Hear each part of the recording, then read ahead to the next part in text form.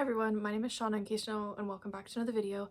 I was experimenting with makeup today and I was not liking it, but I really need to film a video today, so we're just gonna crack out and film this. You're gonna ignore my terrible makeup. I am doing the book Enthusiast tag today. I will try and look up the creator of this tag. I believe this tag was originally called the Book Addict tag, but the creator where I found all the prompts and stuff changed it to Enthusiast, and they explained why they use the term enthusiast in their video, so I will be calling this the Book Enthusiast tag. There's 12 prompts this tag. Let's get on into this.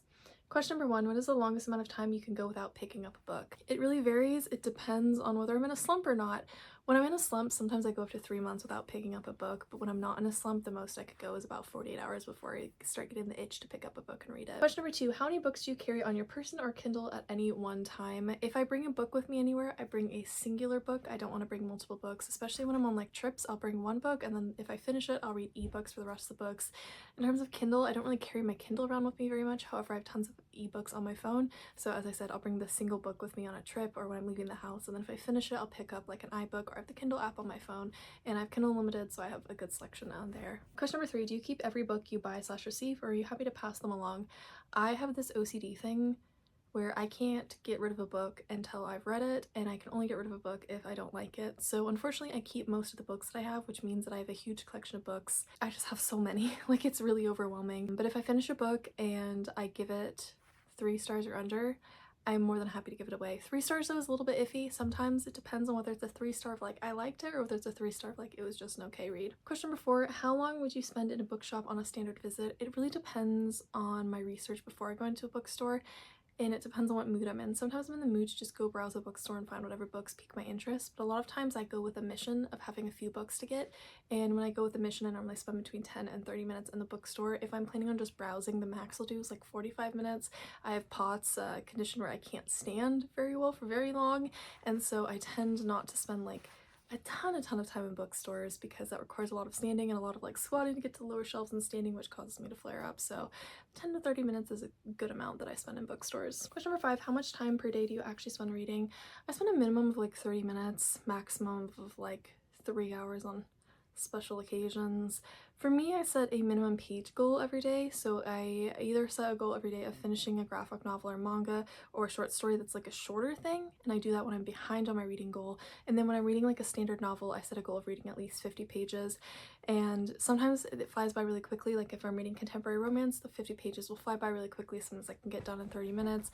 If I'm reading something a bit more intensive, like say the Lord of the Rings series or another high fantasy series, then those take me a lot longer and can take me 2 hours or more to read 50 pages. I do sometimes read more than 50 pages per day. Like it's not like that's the cap of how much I can read every day. I just know how much I need to read each day to feel productive, and so I try and keep to that so that I'm feeling like I'm being productive with my days. Question number 6, where does the task of picking up a book appear on your daily to-do list? So it used to appear at night. I used to solely read at night. That's like a quiet time where I read a lot.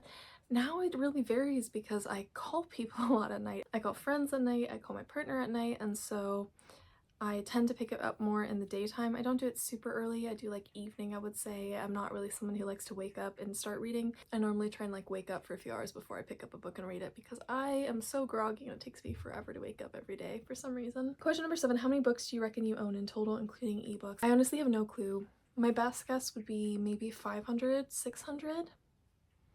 I'm not really sure. Question number 8, approximately how often do you bring up books in conversations? I wish I could bring up books in conversations more, but unfortunately I don't. Most of my friends and the people in my life aren't super into books. I do have some friends though that I got to know because of the bookish cosplay community, and I can talk about books with them, and that's always really refreshing. But I will try and bring up books every once in a while if it interests me or if it's relevant to a conversation, but I tend to not bring up books all the time because it just doesn't fit the flow of conversation with the interests that my friends have. Question number 9, what is the biggest book page count you have finished? I can't get Goodreads to load right now because my laptop is not working very well, so I'm just gonna list a few that are pretty big that may work. Kingdom of Ash I know was a very large book, I believe over 1,000 pages.